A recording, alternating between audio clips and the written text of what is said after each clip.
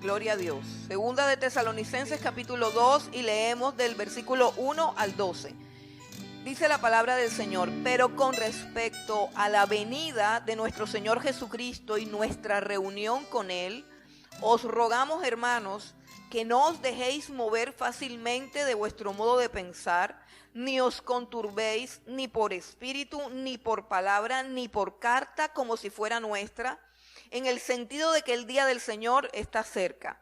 Nadie os engañe en ninguna manera, porque no vendrá sin que antes venga la apostasía y se manifieste el hombre de pecado, el hijo de perdición, el cual se opone y se levanta contra todo lo que se llama Dios o es objeto de culto, tanto que se sienta en el templo de Dios como Dios, haciéndose pasar por Dios. ¿No os acordáis que cuando yo estaba todavía con vosotros os decía esto? Y ahora vosotros sabéis lo que lo detiene, a fin de que a su debido tiempo se manifieste.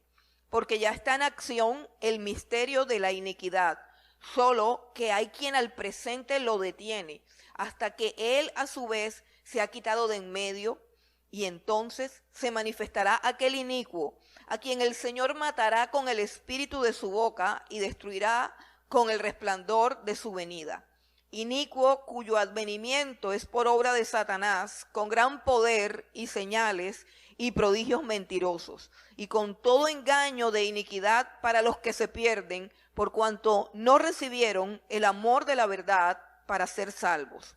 Por esto Dios les envía un poder engañoso para que crean la mentira, a fin de que sean condenados todos los que no creyeron a la verdad, sino que se complacieron en la injusticia.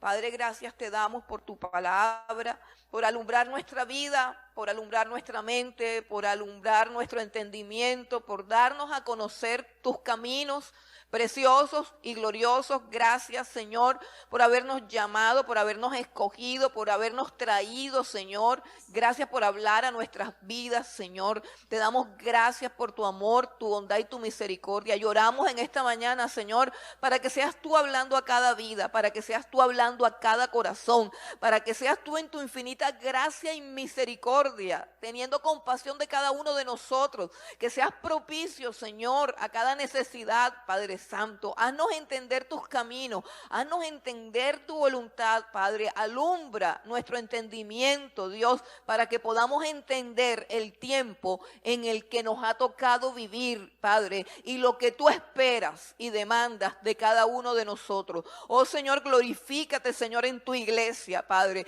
Fortalécenos con tu verdad y con tu poder, Señor. Ilumínanos con tu espíritu, Señor, y glorifícate, Dios, en esta mañana, Padre. Te damos gracias en el nombre de Jesús. Amén y amén. Gloria a Dios. La venida del Señor Jesucristo, la tan anhelada venida del Señor Jesucristo, está precedida por dos acontecimientos muy evidentes, muy claros y muy fáciles de identificar. Esos dos acontecimientos que están aquí nombrados en este pasaje que acabamos de leer, dice: Jesús no vendrá, el Señor no vendrá sin que antes venga la apostasía y se manifieste el hombre de pecado, el hijo de perdición. Entonces son dos acontecimientos que preceden a la venida del Señor Jesucristo, y son dos acontecimientos claros, comprobables. El primer acontecimiento es la apostasía, es algo que se da al interior de la iglesia. El segundo acontecimiento, que es la manifestación del hombre de pecado o hijo de perdición, es un acontecimiento que se da en todo el mundo, en toda la humanidad, o sea, por fuera de la iglesia.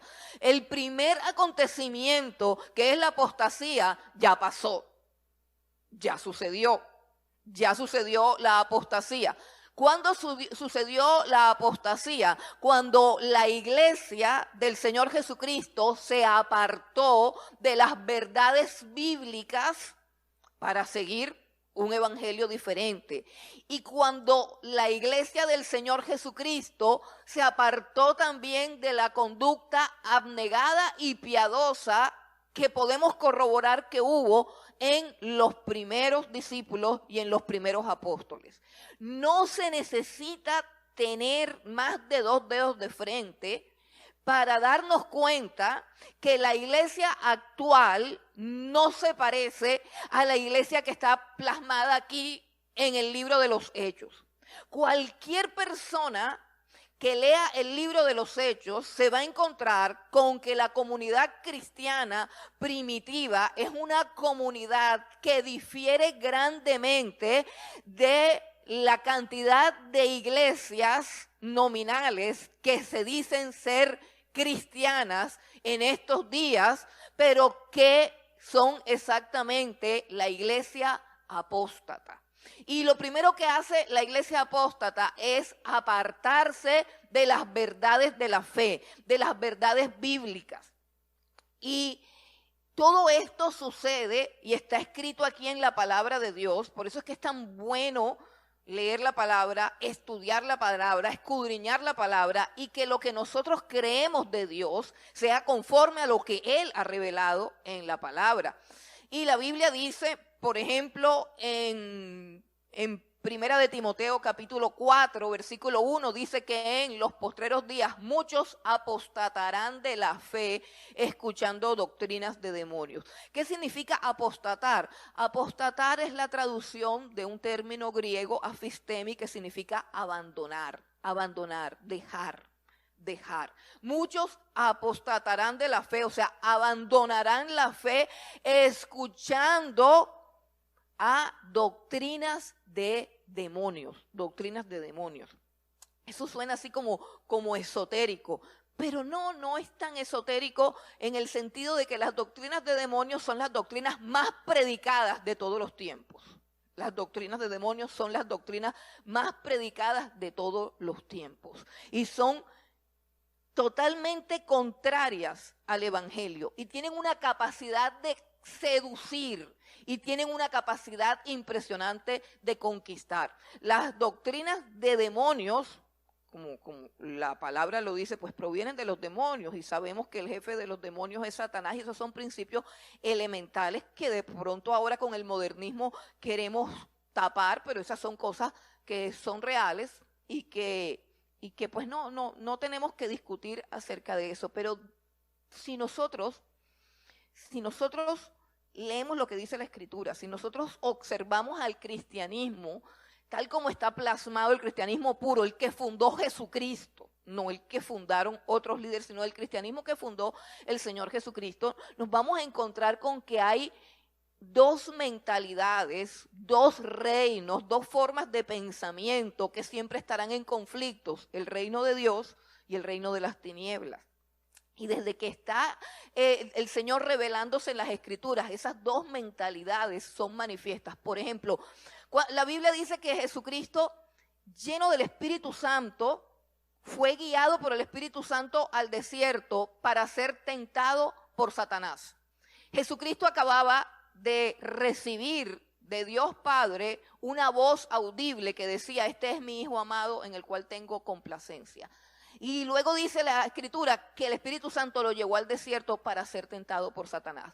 ¿Cómo lo tienta Satanás? En la tentación de Satanás nosotros podemos identificar con total claridad la mentalidad de Satanás, que es una mentalidad muy humana, muy parecida a la mente natural, Entonces Satanás le dice algo que es un razonamiento que a cualquier ser humano que no ha nacido de nuevo, que no le ha amanecido la luz del evangelio, le puede parecer de lo más normal. Satanás le dice a Jesús: hombre, pero si tú eres hijo de Dios, ¿qué haces pasando hambre? ¿Por qué no haces que estas piedras se conviertan en pan? Eso no es lógico, hermano.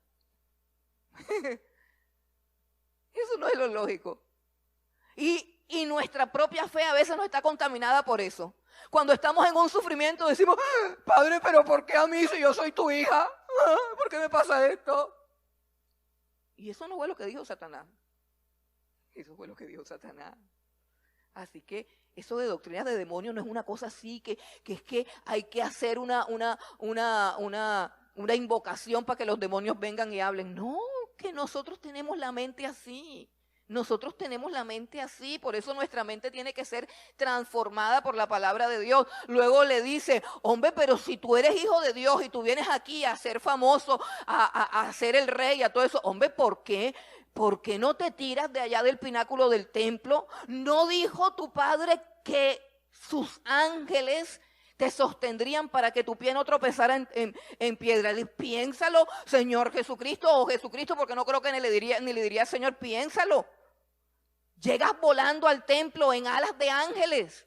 No vas a necesitar nada, vas a ser famoso enseguida, todo el mundo se va a rendir a ti.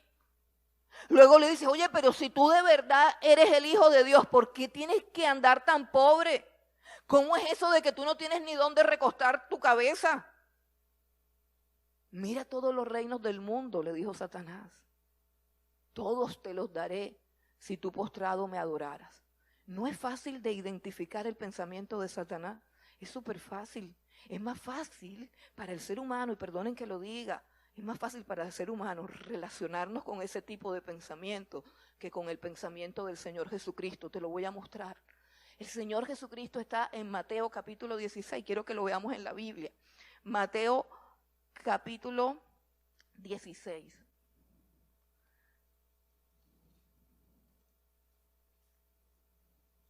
Mateo capítulo 16. Y vamos a leer del 21 al 24. Mateo 16, del 21 al 24. Mira bien lo que dice aquí. Dice, desde entonces comenzó Jesús a declarar a sus discípulos que le era necesario ir a Jerusalén y padecer mucho de los ancianos, de los principales sacerdotes y de los escribas, y ser muerto y resucitar al tercer día. ¿Qué fue lo que empezó a decir Jesús? Que le era necesario, ¿qué? Padecer. Que le era necesario, ¿qué? Morir. Ustedes, todo cristiano debe saber algo elemental. ¿Por qué era necesario que Cristo muriera? Por nuestros pecados. ¿Por qué tenían que matar a Jesús? Porque Él tenía que pagar el precio para que tú y yo fuéramos salvos. Así que lo que está diciendo ahí, desde entonces comenzó Jesús a declarar a sus discípulos. Ese desde entonces, lo podemos decir, es que desde entonces y a partir de ahí, Jesucristo predicó el evangelio que nos salvaría a todos. En ese momento y en ese entonces, Jesucristo comienza a predicar el evangelio. Inmediatamente aparece el primer estorbo, Pedrito. Ahí mismo de cerquita. Pedrito, versículo 22, tomándole aparte, comenzó a reconvenirle. O sea, no fue una frase que dijo Pedro, ay, Señor Jesús, no. Comenzó en un proceso para que entendiera Jesús que estaba equivocado. O sea, el evangelio es una equivocación. Entonces Pedro, tomándole aparte, comenzó a reconvenirle diciendo, Señor, ten compasión de ti, autocompasión, eso que tenemos todos. Como cuando la mamá llega y dice que aquí a mí nadie me ayuda. Es que todos ustedes son unos zánganos. Es que todos ustedes están donde están gracias a mí. Pero es que aquí yo soy la más no sé qué. ¿Sabe cómo se llama eso?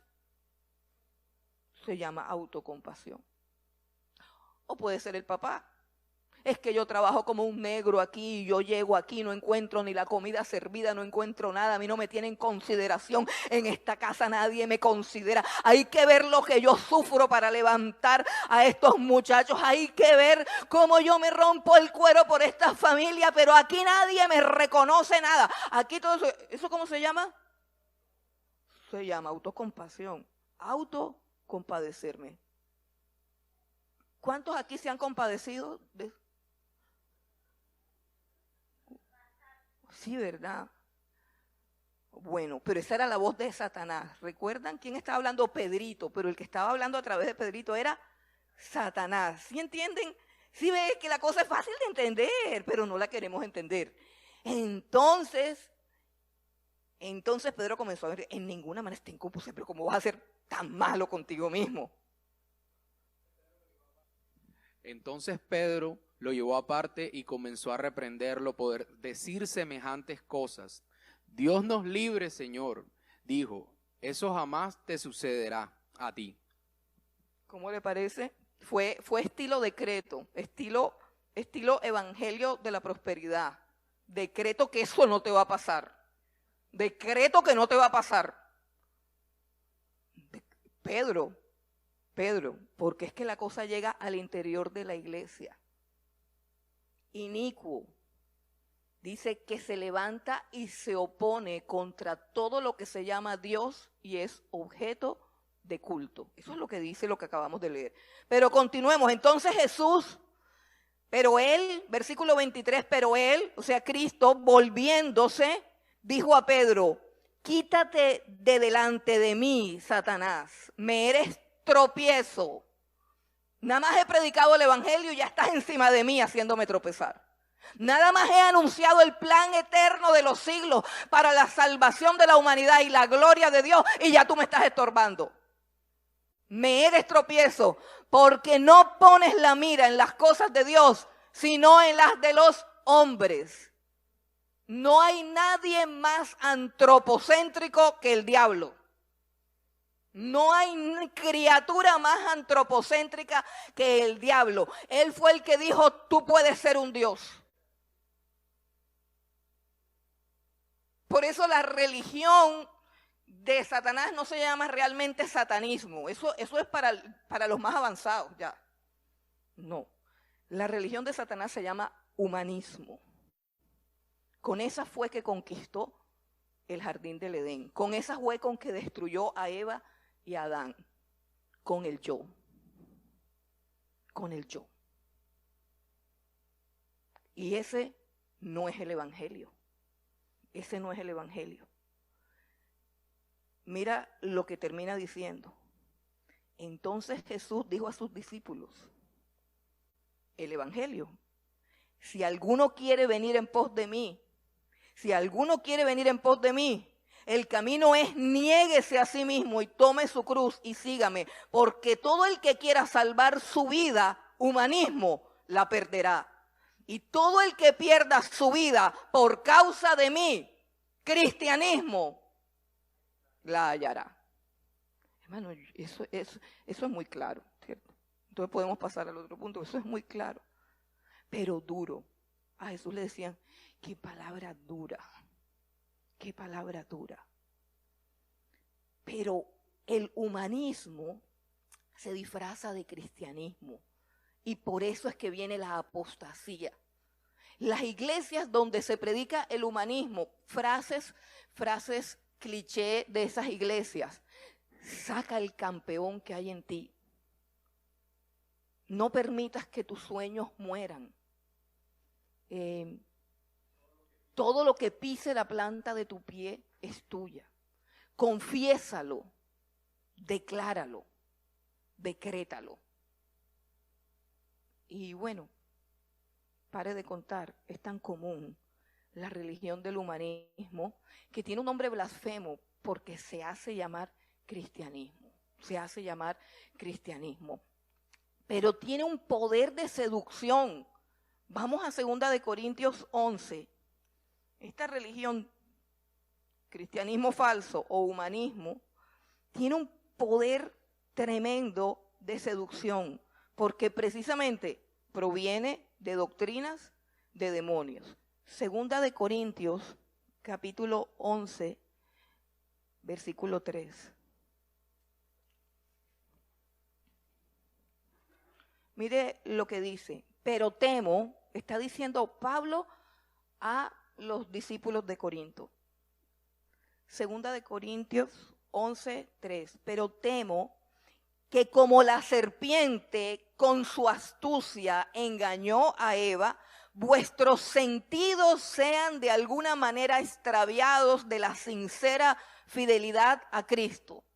Mire esa palabra, vuestros sentidos sean de alguna manera extraviados de una sincera fidelidad a Cristo. ¿Qué quiere decir eso? Que de alguna manera estas doctrinas seducen, pero tú no te das cuenta que has traicionado a Cristo. Sigues creyendo que estás en Cristo. Sigues creyendo que eres un verdadero cristiano. Pero tu devoción a Cristo ya no es sincera. Ya no es sincera. Y voy a seguir leyendo, ¿por qué? Versículo 4. Porque si viene alguno predicando a otro Jesús que el que hemos predicado, otro Jesús que el que hemos predicado, o si recibís otro espíritu que el que habéis recibido, u otro evangelio que el que habéis aceptado, bien lo toleráis. Bien lo toleráis. Este asunto de la apostasía no es solamente un problema doctrinal, es un problema del corazón, es un problema del pecado, es un problema en el que yo quiero creer aquello que realmente me gustaría creer y no quiero realmente creer en la verdad, porque la verdad es la muerte del yo y es la entronización de Jesucristo en el lugar donde yo hago lo que a mí me da la gana. Entonces, esa religión falsa o ese cristianismo falso es altamente seductor, no solamente por las artimañas del enemigo, no solamente por la seducción del encanto de las doctrinas de demonios y de todas estas cosas y con todo lo que viene acompañado, sino porque es que el corazón busca siempre que el yo sea entronizado. Es un problema del corazón. Esta comunidad cristiana de Corinto recibió el evangelio del apóstol Pablo. Así que no pudo haber recibido mejor evangelio. El apóstol Pablo es el padre espiritual de todos, el que les predicó el evangelio. Pero pasaron a algunos obreros fraudulentos, predicaron otra cosa y les gustó más. Así que las personas no son tan inocentes. La gente a veces quiere creer lo que le conviene. El apóstol también le dice a los Gálatas, ¿quién los fascinó? Hablando de un término que tiene que ver como hechizar, algo que tiene que ver con brujería. ¿Quién los hechizó? Ha sido traducido ¿quién los fascinó? En Gálatas 3:1. Y todo esto es para decirle que la primera obra del diablo es torcer las escrituras, adulterar las escrituras, conquistar el corazón de las personas que no aman las escrituras, que no aman la palabra. Y ahí es donde se produce la apostasía. Porque no solamente escuchan doctrinas de demonios, sino que también siguen esas doctrinas de demonios y se convierten ellos mismos en personas arrogantes, altivas, lujuriosas. Todos nosotros tenemos codicia en el corazón, pero es que Jesús dice que el camino es la negación de nosotros mismos. Y eso no lo hemos entendido. Eso no lo hemos entendido. No lo hemos entendido. Y cuando escuchamos aquel otro evangelio es como tan atractivo que muchas veces nos rendimos y traicionamos la verdadera fe de nuestro Señor Jesucristo. La apostasía es algo que ya se dio. La apostasía es algo que podemos comprobar. Tiempos peligrosos, dice, vendrán hombres amadores de sí mismos que convertirán la fe en una mercadería. Eso ya pasó, hermano, eso está pasando. Eso es actualidad, eso ya está pasando. Vamos al segundo evento que precederá la venida del Señor Jesucristo. Y ese segundo evento es la manifestación del hombre de pecado, también llamado hijo de perdición. Vamos nuevamente al texto que teníamos. Dice, la apostasía ya llegó. Ahora, el segundo evento antes de que venga Jesucristo es que se manifieste el hombre de pecado, el hijo de perdición. ¿Y ese quién es? El mismo nombre dice quién es. Hombre de pecado, hijo de perdición. Ustedes saben, por ejemplo, que uno de los nombres del Señor Jesucristo es Hijo de Dios. ¿Y qué significa el nombre Hijo de Dios? Entonces usted mira, pues que es Hijo de Dios. No porque nosotros también podemos decir que somos hijos de Dios. No, el nombre Hijo de Dios con mayúscula significa que Él es la encarnación de todo el carácter y de todo lo que es Dios. Eso significa hijo de Dios. Cuando Él se hacía hijo de Dios, se hacía igual a Dios y por eso lo querían apedrear. Cuando Él decía que era el hijo de Dios, los judíos a su alrededor entendían que Él estaba diciendo que Él era Él mismo en persona, Dios manifestado en carne. Entonces, el término hijo de quiere decir la representación total, máxima, la cúspide, el clímax de lo que es Dios, hijo de Dios. Es la manifestación completa de Dios y la Biblia enseña que en Cristo habita toda la plenitud de la deidad. Ahora, cuando se utiliza el término para decir hijo de perdición y para decir hombre de pecado, lo que se está diciendo es que ese hombre es la representación vívida y clara del grado más alto, más abyecto de perdición al que pueda llegar un ser humano. Hijo de perdición significa que Él va a representar, a realizar y a ejecutar todo lo que implica la perdición total de la humanidad.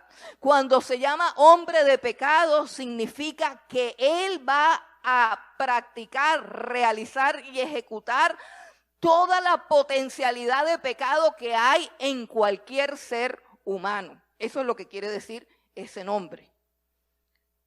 Hombre de pecado, hijo de perdición. ¿Quién es este hombre? Rápidamente les voy a dar un bosquejo de lo que la Biblia dice acerca de este hombre. Será el último gobernante mundial. Es un líder político, es un gobernante. Este hombre aparece, ojo, en el mundo político, en el mundo político. Por eso nosotros los cristianos no debemos estar tan desapercibidos de la política o tan involucrados en la política, pero sin entender realmente en qué nos estamos involucrando. El hombre de pecado, el hijo de perdición, es el último gobernante absoluto que tendrá la humanidad. Ese es el hombre de pecado, el hijo de perdición. Se llama el anticristo, pero repito, es un líder político, es un presidente, es un gobernante, es un rey, es un monarca. Eso es lo que es el hijo de perdición. ¿Qué hará él? Él va a destruir todo sistema religioso y va a perseguir a todo aquel que pretenda adorar a cualquier otro Dios que no sea él mismo. ¿Por qué? Porque él es la personificación y consumación última de la maldad. ¿Cuándo empezó la maldad? La maldad comenzó cuando Satanás le dijo a Eva, si tú comes de eso, tú serás como Dios. ¿Y cuándo se consuma toda esa maldad? Cuando un hombre de la raza humana, se siente en una silla y se haga adorar como Dios. O sea, cuando todo eso que se gestó en la mente de Satanás se lleve a la consumación.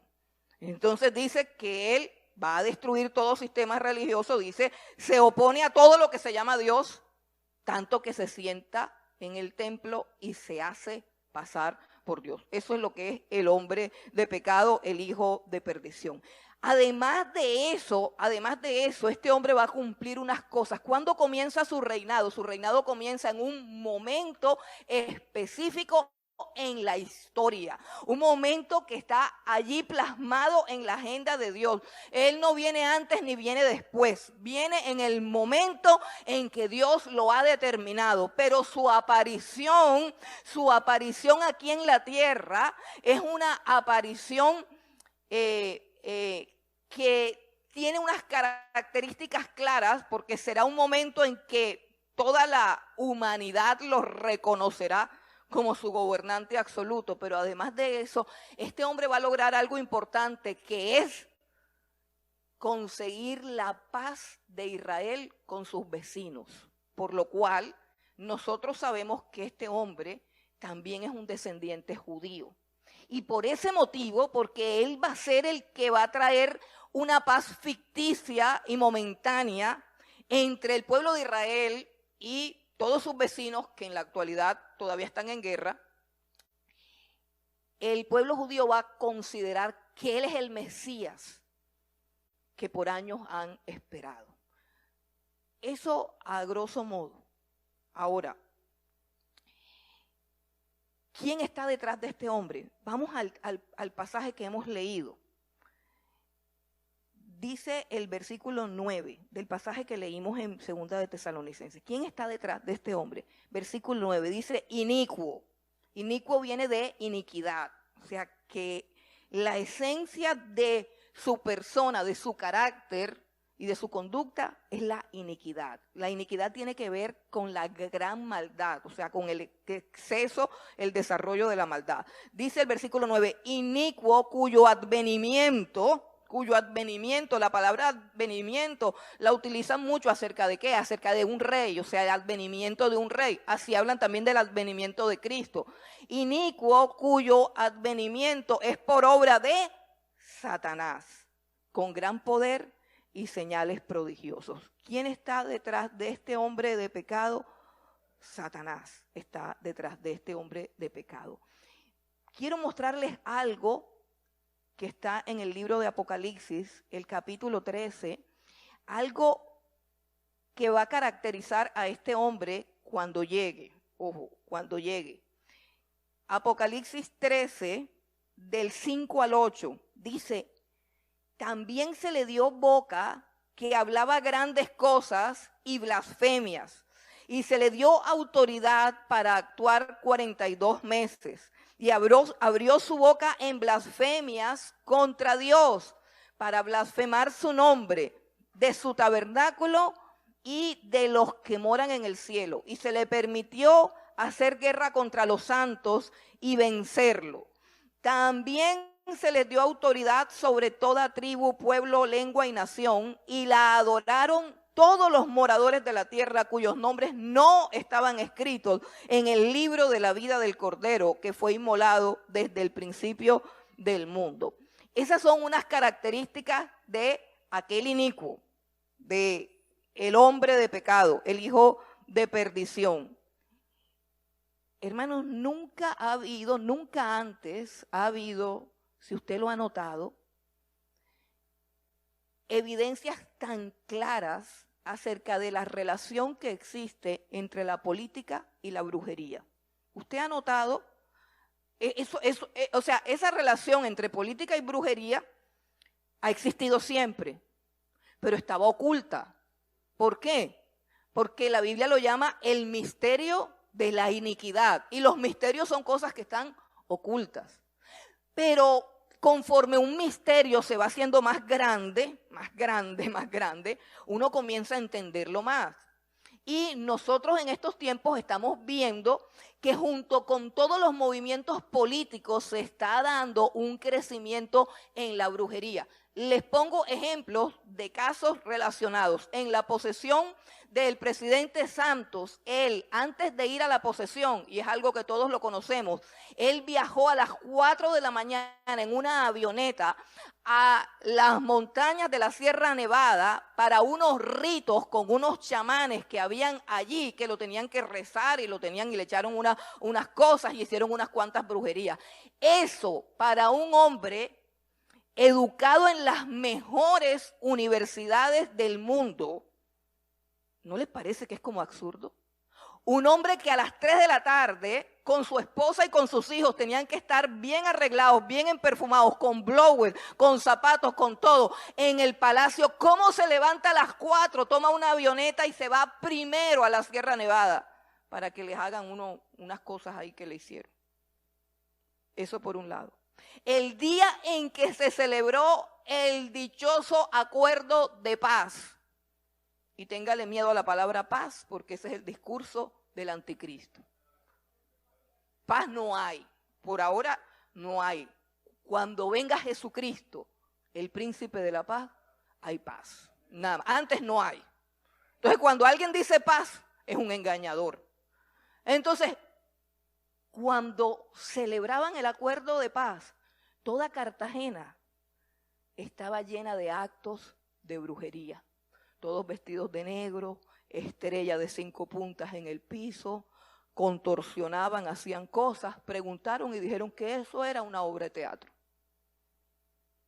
Pero todo eso tenía que ver con eso. En la mesa de negociaciones, Cuba, cuando comenzaron las negociaciones, al principio el gobierno estaba así como el representante de las negociaciones. Recuerdan que era Humberto de la Calle Lombana.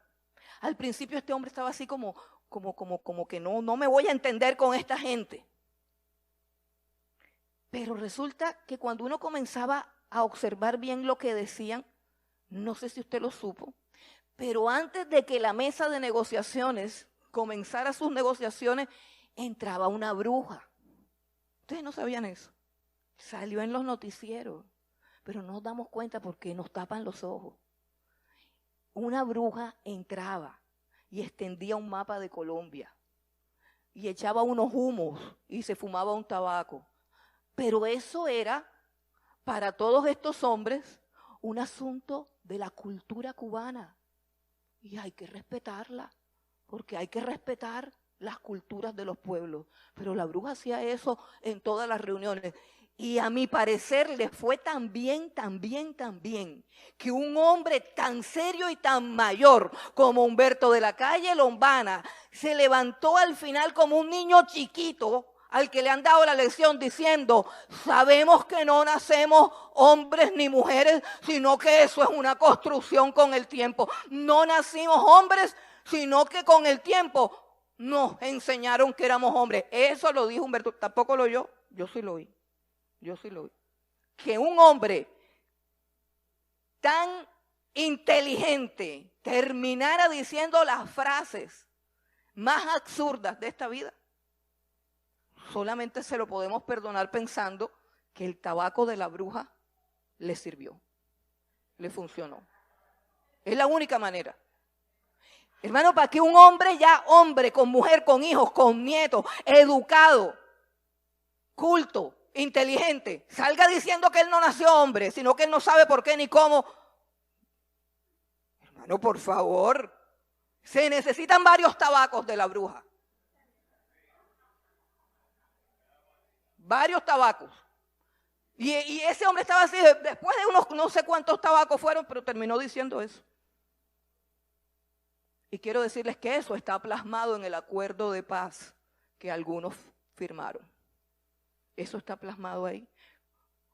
Yo lo leí, no estoy inventando. Toda esa ideología está plasmada allí, en ese acuerdo que firmaron. Los que lo firmaron, y tristemente algunos cristianos que todavía no se han arrepentido del daño que le han hecho a Colombia. El daño espiritual. Ese mismo año que se firmó ese acuerdo, ese mismo año aprobaron el matrimonio homosexual en Colombia. Ese mismo año. Que no se nos olvide. Porque nosotros andamos diciendo, Colombia es de Cristo. Colombia no sé qué, Colombia no sé cuándo, y nosotros tenemos una visión romántica tan enajenada de la realidad. ¿Y qué esperamos que pueda suceder en este país? Después de una cosa de esas, la Biblia dice, no yo, la Biblia dice que Dios a una sociedad así la abandona. Eso es lo que dice la Biblia, la abandona. Por eso, iglesia, tenemos que despertar. Tenemos que despertar. ¿Por qué razón?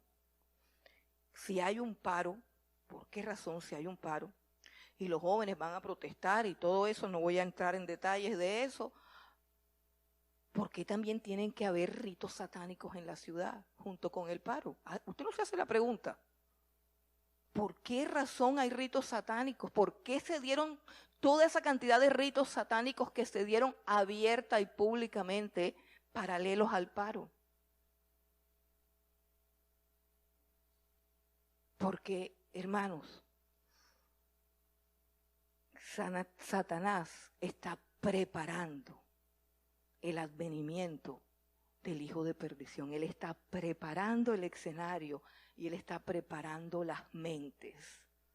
Preparando. Hay un mover, hay un proceso. La humanidad entera, el mundo entero está en una convulsión y toda esa convulsión está siendo generada por Satanás, que está interviniendo en la historia para crear el espacio, la circunstancia, el contexto óptimo para que venga ese anticristo.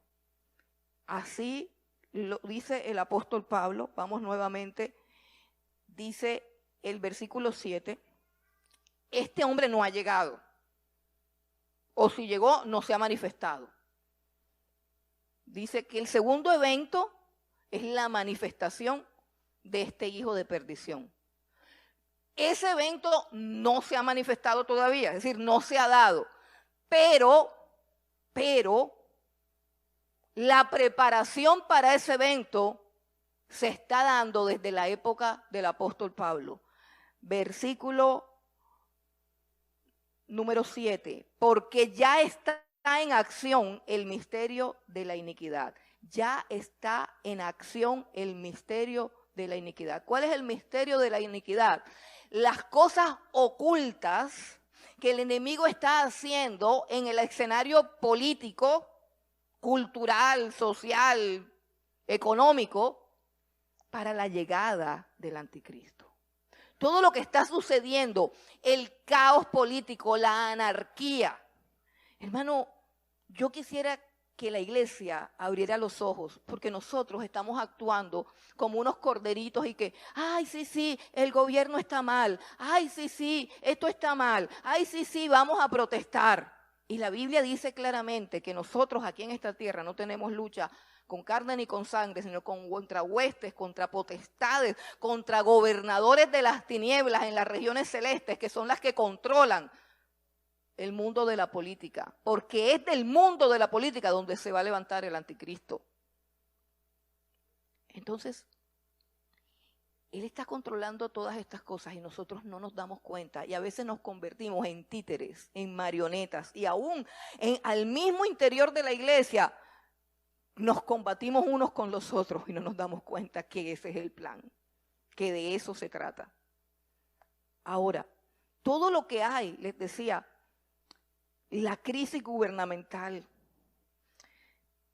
el caos, la anarquía, no hace sentir a las personas que necesitamos un gobernante fuerte y de mano dura. No existe en todo, por lo menos en todo el continente latinoamericano, una sensación de que necesitamos que alguien venga a resolver esto. Todo eso es la preparación para el anticristo. El mundo está llegando a un momento en el que todo el mundo va a desear que venga alguien superpoderoso para que venga a darnos la paz, para que venga a darnos sustento, para que venga a darnos comida, para que venga a darnos, etcétera, etcétera. Entonces, políticamente le está preparando eso. Pero lo más grave es la preparación de las mentes. Una cosa es la preparación del escenario.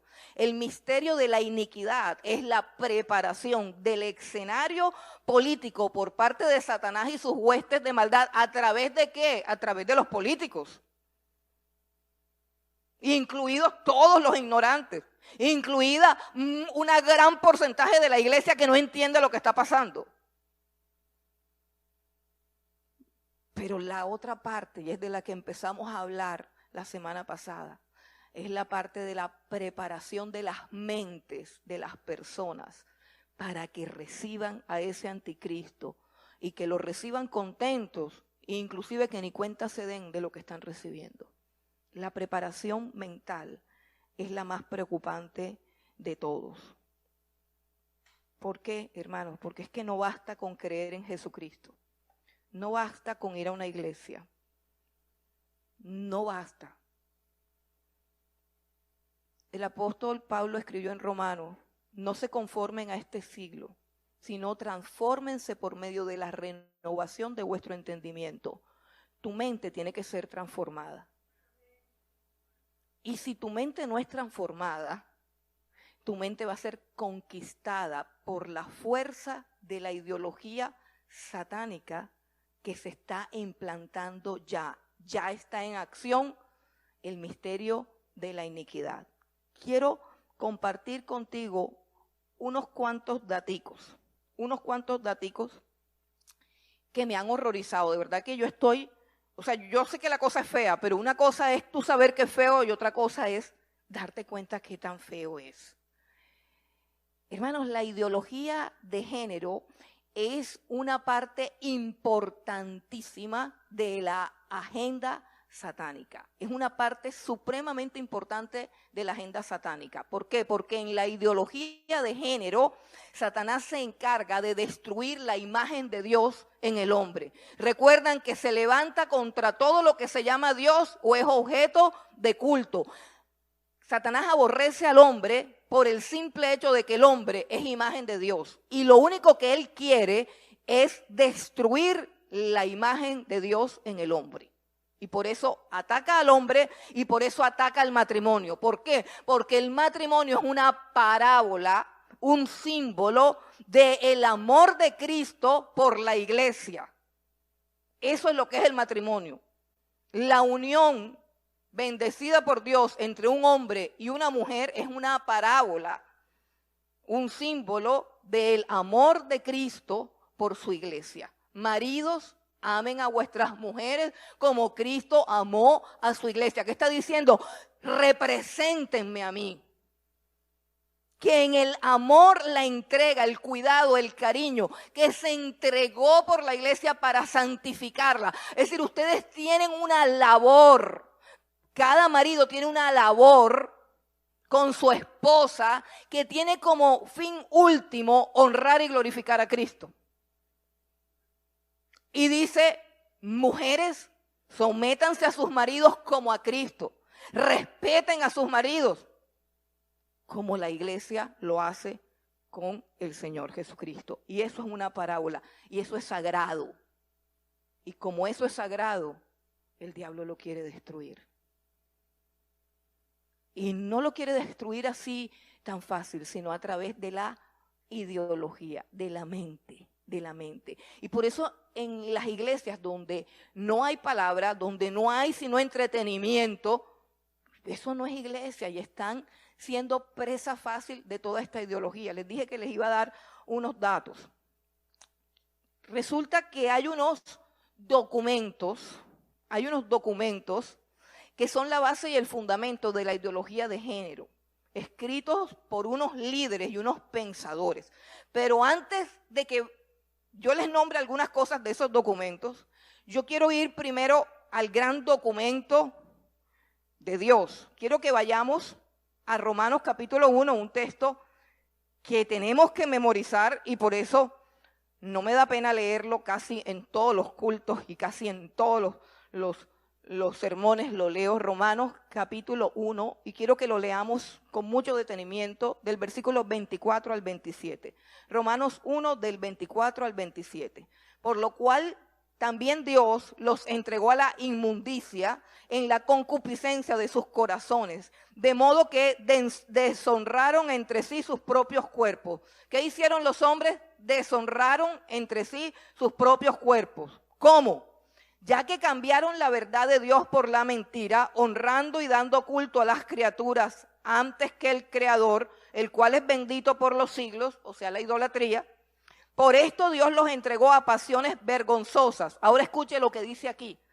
Pues aún sus mujeres cambiaron el uso natural por el que es contra naturaleza.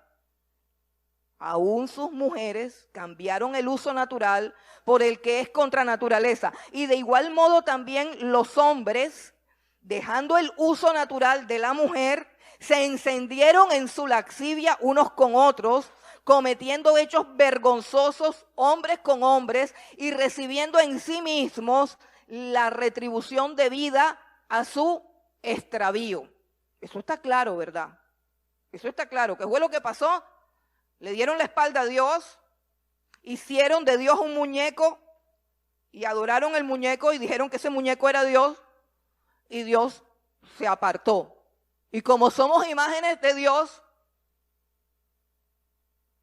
se perdió la dignidad, se perdió el norte, se perdió el sentido y las mujeres se volvieron lesbianas y los hombres se volvieron homosexuales. Y todo comenzó dejando que el uso natural y sustituyendo el uso natural por lo que es contra naturaleza.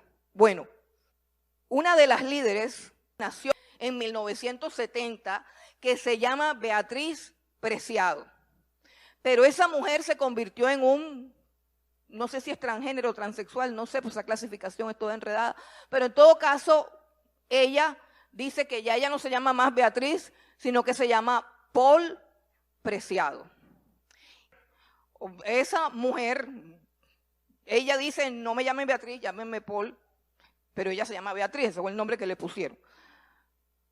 Comenzó primero con tendencias feministas y terminó en este asunto. Y ha emitido varios documentos y esos documentos son el eje central de la ideología de género. Escuche lo que le estoy diciendo. Y cuando hablo de ideología de género estoy hablando de una agenda que está liderada por la ONU a nivel mundial. Yo no estoy hablando de algo que a mí me pareció, no. Es una agenda de la ONU que debe ser implantada en el 2030 en todo el mundo. Escuche lo que le estoy diciendo. Bueno, ¿de dónde viene la ideología de género? Pues de un poco de locos degenerados, pero específicamente vamos a hablar de señora Beatriz, que tiene una de las tantas obras o libros que se llama El Manifiesto Contrasexual. Dice, hermanos, dice una cantidad de barrabasadas que son terribles de repetir. Pero me toca decirles algo porque es que yo quiero que ustedes despierten, porque es que de verdad, cuando yo escuché esto, yo dije, esto se complicó. Ella es feminista, es transgénero, ahora se llama Paul, y ella como feminista considera que todo ese asunto de la maternidad de la mujer es un abuso del hombre. Entonces es también abortista, o sea que el hombre abusa de nosotros, embarazándonos y usándonos como un objeto sexual y como una fábrica de bebés. Esa es la teoría del feminismo, escuchen. La teoría del feminismo dice que los hombres, todos nos abusan, todos, no, pero no está hablando de los violadores, está hablando de todos ustedes son unos abusadores. Sea consciente o si le gustó o no le gustó, ella dice que el acto sexual entre un hombre y una mujer es un proceso de abuso, de violación, en el cual el hombre usa a la mujer como un objeto sexual y le impone la carga de engendrarle un hijo. Y dado que esa sexualidad es una sexualidad que conlleva el abuso de un género sobre otro género, dice que esa sexualidad tiene que destruirse y que hay que replantearse otro tipo de sexualidad donde las zonas erógenas ya no sean los órganos sexuales, sino el ano. ¿Por qué? Porque ella dice que el ano es igual en el hombre y en la mujer, entonces va a haber igualdad. Ella dice que el ano no sirve para procrear, ni tiene ningún nosotros sabemos para qué sirve, ¿cierto? Bueno, entonces dice que hay que replantear una nueva sexualidad centrada en el ano. Es decir, ella está diciendo exactamente que hay que degradar al hombre tal cual como dice Dios en su palabra, que hay que dejar el uso natural y establecer relaciones contra naturaleza, porque esas relaciones sí son justas, porque ahí sí todos somos iguales. Perdónenme que yo les diga estas cosas, pero es que yo quedé espantada. Y nosotros estamos pecando por estar dormidos en nuestros laureles. Nosotros estamos pecando y nuestros hijos los está adoctrinando el diablo. Tengamos cuidado con eso. Hay otra señora llamada Judith Butler, otra feminista, que dice que para que el ser humano pueda experimentar miles y unas posibilidades de su ser, y esto es una cosa filosófica, tiene que emanciparse de la naturaleza. O sea, la naturaleza es que la naturaleza dice que yo soy mujer, que tú eres hombre. De eso hay que emanciparse, o sea, hay que romper ese yugo. Bueno, hermano, resulta que en el año 2016 hubo una cumbre en Nairobi, en el año 2019, una cumbre de la ONU en Nairobi, donde se presentó la agenda globalista que tiene como fecha límite 2030 y donde se examinan los países donde esta agenda está atrasada. ¿Por qué? Porque la ideología de género tiene que ser implantada en toda la humanidad para el 2030 y toda la ONU está de acuerdo con que eso es así. Y los países que no han querido caminar son objeto de revisión por parte de la ONU. O sea, nosotros estamos bajo esa lupa para que ustedes crean que es que la maldad solamente es de aquí adentro. No, no, no. La maldad viene de afuera contra nosotros. La maldad de nuestros gobernantes, se lo voy a decir, la maldad y la corrupción de nuestros gobernantes no es nada comparada con la corrupción de las élites y de lo que ellos quieren hacer en este país y en todos los países de Latinoamérica. Nosotros estamos bien desubicados. En esa cumbre se fijó como fecha límite el 2030. Y se le da orden a todos los países que trabajen en eso, porque el 2030 tiene que estar implantada la ideología de género. En Bogotá, en el mismo año 2019, hubo también una cumbre de líderes políticos LGTBI.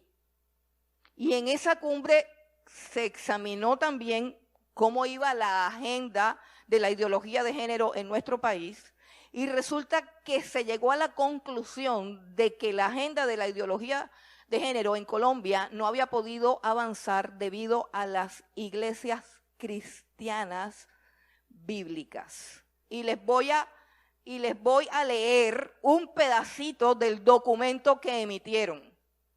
Dice: manifestamos nuestro repudio frente a las acciones sistemáticas de muchas comunidades religiosas que hablan en nombre de alguna fe en particular, especialmente cristiana, en contra de la diversidad sexual, basándose en fundamentos bíblicos y teológicos falaces y condenatorios. Después de esto sigue una aclaración donde ellos dicen que no todas las iglesias son así. En otras palabras, hay que tener cuidado con las iglesias bíblicas. ¿Qué les quiero decir eso? Que ya tienen ubicadas cuáles son las iglesias que van a ser perseguidas. No son todas. No son todas. Son las iglesias bíblicas. Y eso tiene que ver con lo que dice la obra del que impide. Hay quien al presente lo detiene. Hay quien al presente lo detiene. Bueno, les sigo contando unos daticos aquí. Por ejemplo, hay un libro escrito por un señor teólogo llamado Tom Hanks, así como el actor Tom Hanks, pero no es ese, sino un teólogo, que escribió un libro llamado El Evangelio Subversivo, donde dice en palabras más, palabras menos, que nadie ha entendido el Evangelio y que, por ejemplo, el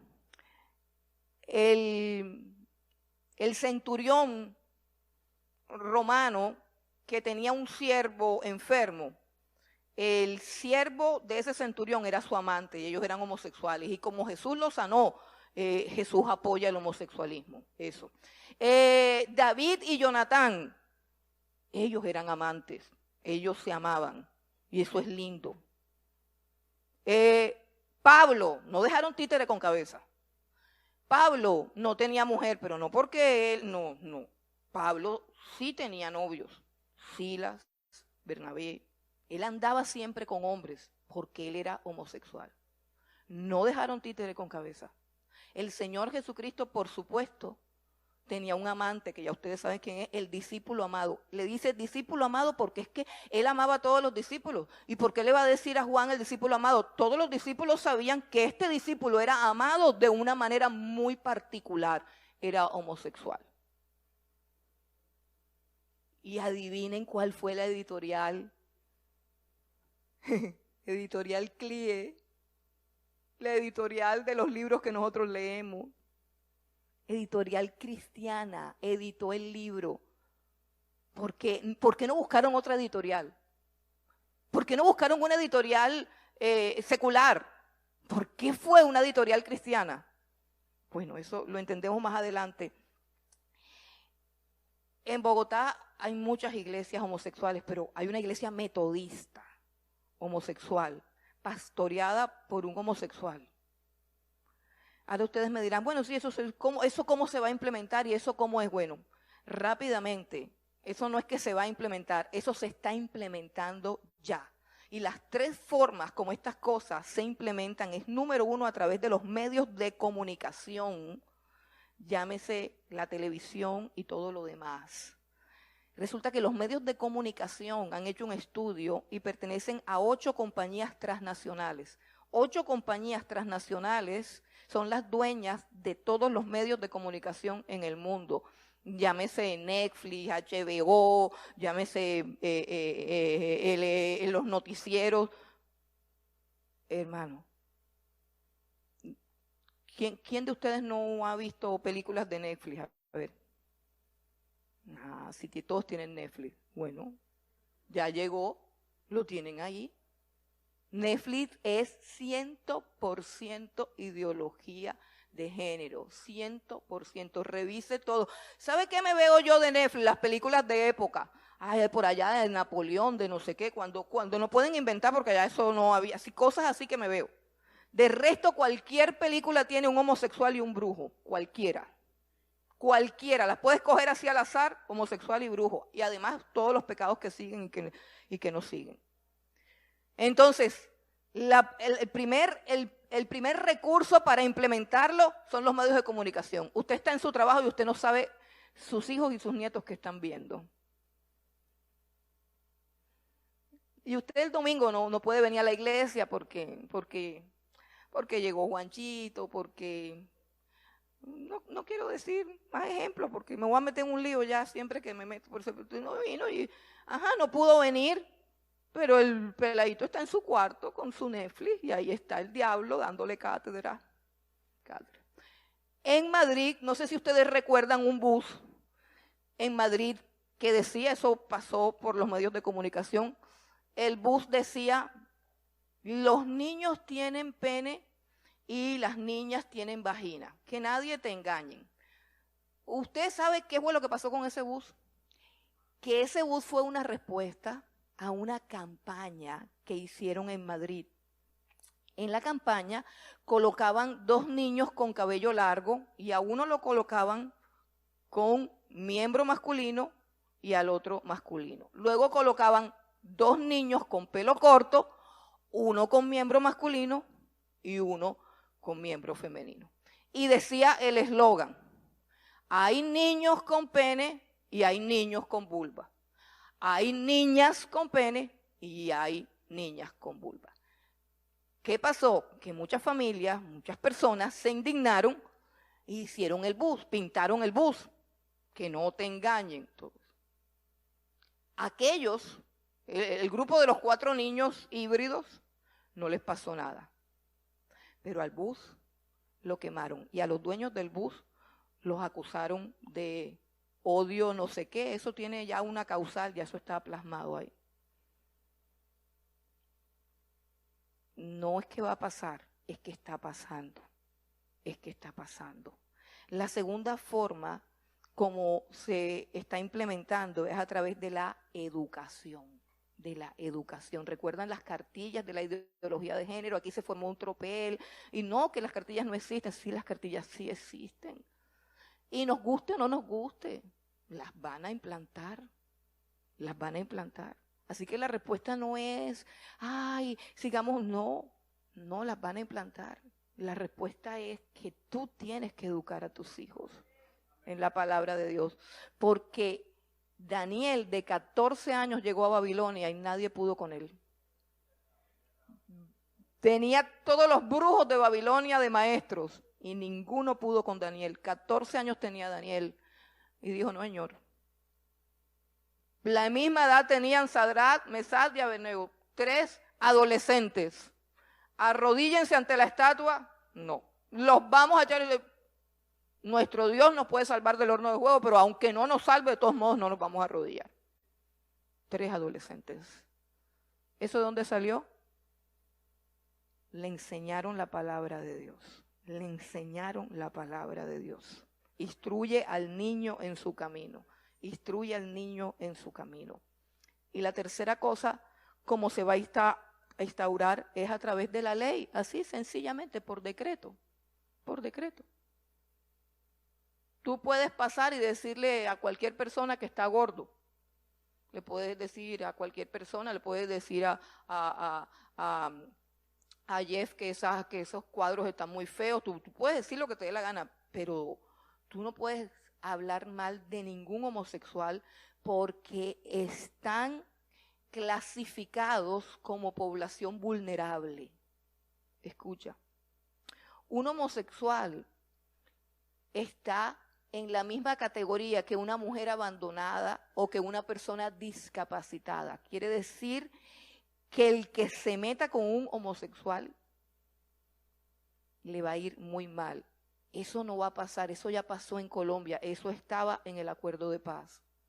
Las comunidades, decía, las comunidades vulnerables, las madres, cabeza de familia, los afrodescendientes por la discriminación racial, los niños abandonados, los no sé qué, y toda la comunidad LGTBI. Población vulnerable, ya están en Colombia. Métete con quien quieras, pero si te metes con ellos tienes un problema grave. Eso lo firmaron los que dijeron sí a la paz. Ay, pero ¿y no era que era la paz? No, eso era un disfraz, no era sí a la paz. Era sí al aborto, era sí al homosexualismo, era sí a la brujería. Y algunos cristianos dijeron que sí. Ahora, volvamos a nuestro texto. Porque el panorama ahí se ve como desolador, pero quiero que miremos algo tremendo. Dice, hay otros actores en el conflicto. En ese texto vimos que estaba el hombre de pecado, el hijo de perdición, Satanás, los que se pierden junto con ellos, el misterio de la iniquidad. Pero en el pasaje también está la iglesia. Dice con respecto a la venida de nuestro Señor Jesucristo y nuestra reunión con Él. En medio de esa turbulencia hay una iglesia que está esperando a Cristo. En medio de todo ese caos hay una iglesia que no tiene su esperanza puesta en ningún gobernante, porque ninguno te va a traer paz. Eso es lo que es iglesia. Si tú crees que el asunto se va a liderar allá en las elecciones, no, yo voy a votar. De pronto sí, de pronto ya yo no sé. O sea, realmente ya yo no sé, pero sí, hay que ir a votar, vayan a votar. Pero eso no se resuelve ahí, ningún gobernante. Quede el que quede. Hermano, quede el que quede, no importa ya. Quede el que quede, no importa. La única solución es Cristo. La única esperanza es Cristo. La única salvación es Cristo. Él es nuestra paz. Él es nuestra paz. Él es nuestra ayuda, Él es nuestro socorro, Él es nuestra gloria. La única ciudad celestial es la que está haciendo Él en el cielo para nosotros. Esto todo va a ser destruido. Nosotros aquí somos extranjeros y peregrinos que se van a comer toda la plata, que se la coman, porque este no es nuestro hogar. Este no es nuestro hogar. No votemos por dinero. No votemos por intereses. Hay gente que dice amén a la predicación, pero cuando llegan las elecciones están votando por el candidato de la ideología de género. ¿Eso qué es? ¿Eso qué es? No, porque es que este es ladrón y este no. Perdón, hermanos, no enseña la Biblia que todos son ladrones. No son todos los hombres mentirosos. ¿Desde cuándo hay un partido político que tenga hombres santos? Todos son mentirosos. Todos son ladrones, todos van a robar, nada va a cambiar. Pero hay una agenda que quiere colocar a un hombre que va a blasfemar contra Dios. Y ni tú ni yo, si somos de Dios, tenemos que participar de esa agenda. Antes, por el contrario, tenemos que detenerla. Ya está en acción el misterio de la iniquidad, pero hay quien al presente lo detiene. Yo te pregunto, ¿tú estás deteniendo eso o estás simplemente esperando a ver qué es lo que pasa? ¿Tú estás deteniendo eso? ¿Tú te resistes a eso? Cuando la Biblia dice que hay quien al presente lo detiene. Vamos al versículo. Al versículo 7 dice, solo que hay quien al presente lo detiene. Y ahí habla como de alguien. Y en el versículo 8 dice, y entonces, en el mismo versículo 7 dice, hasta que él a su vez sea quitado de en medio. En el versículo 6 dice, y ahora vosotros sabéis lo que lo detiene. O sea, algo. Lo que lo detiene. Es algo que lo detiene y al mismo tiempo es alguien. Resulta que los teólogos saben por el idioma que la persona del Espíritu Santo es la única persona en la Biblia a la que se le atribuyen los dos pronombres, o sea, el pronombre personal de él y el pronombre neutro de lo, esto o aquello, porque también lo usan como el Espíritu, como el viento. Pero no podemos decir que es el Espíritu el que va a ser quitado. Óigase bien, porque el Espíritu de Dios es omnipresente. ¿A dónde me iré de tu presencia? ¿A dónde me esconderé de tu Espíritu? El Espíritu de Dios no puede ser quitado de ningún lado. Y tampoco podemos decir que es la iglesia la que lo detiene, porque nosotros somos muy frágiles. Nosotros no podemos detener un misterio tan espantoso. Nosotros no podemos detenerlo. Se refiere a la obra que hace el Espíritu Santo a través de la iglesia. Escuche bien, en su labor sacerdotal, profética y misionera. Escuche lo que estoy diciendo. Porque usted sea creyente, usted no detiene, con ser creyente usted no detiene nada. Usted no detiene nada, usted no está haciendo nada. No, pero yo soy creyente. Sí, pero usted no está haciendo nada. Y ojo, si usted no está haciendo nada, si usted no es un estorbo para el misterio de la iniquidad, yo le pregunto, ¿para qué lo van a quitar? ¿Sí entiende lo que le estoy diciendo? Si usted no está estorbando el movimiento de Satanás, usted puede seguir ahí, no se preocupe. No se preocupe que se va a ver toda la película en vivo y en directo. No se preocupe. Pero la iglesia que tiene el Espíritu de Dios, repito, hace una labor profética. ¿Cuál es la labor profética de la iglesia? Denunciar el pecado y anunciar el juicio de Dios. Hace una labor sacerdotal, intercede por los pecadores para que se arrepientan. Y hace una labor apostólica o misionera.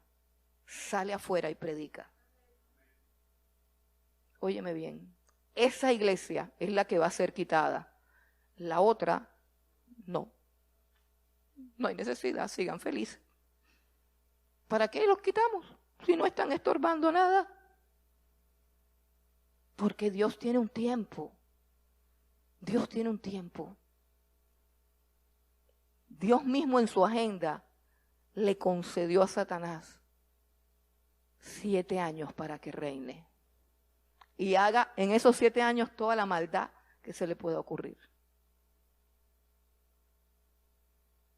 ¿Tú dónde quieres estar? ¿En qué bando quieres estar? Porque así como el país está polarizado, si te das cuenta, ahora ya no se habla de los partidos políticos que existían antes y que el partido no sé qué, ya nadie habla de eso. Dicen izquierda y derecha. Pues la Biblia dice luz y tinieblas. Jesús dice, por cuanto no eres ni frío ni caliente, sino tibio, yo te vomito de mi boca. Yo te invito a que tú te definas. Te invito a que te definas. Te invito a que permitas que la palabra de Dios transforme tu mente antes de que venga esa horrenda ideología que destruya al ser humano. Imagínense que en esa cumbre de las Naciones Unidas, uno de los que se opuso a uno de los que estaban ahí, uno de los líderes de la ideología de género, le dijo a uno de los que se oponía, le dijo, ustedes, oigan esto, le dijo, ustedes son la última generación, porque los hijos de ustedes son nuestros. ¿A quién le vas a dejar tus hijos? La Biblia dice que cuando venga el Hijo de Dios será como en los días de Noé. Estarán casándose y dándose en casamiento. Qué fácil es casarse, qué fácil es darse en casamiento y qué fácil es tener hijos sin saber lo que viene. Yo lo pensaría muy bien. Yo lo pensaría muy bien. Y no es que casarse y tener hijos sea pecado, sino que lo que Dios quiere decir es que están haciendo planes como si hubiese aquí en la tierra un futuro largo, lejano y glorioso, y no la destrucción que se avecina, que podemos ver con nuestros ojos y que está escrita en la palabra de Dios.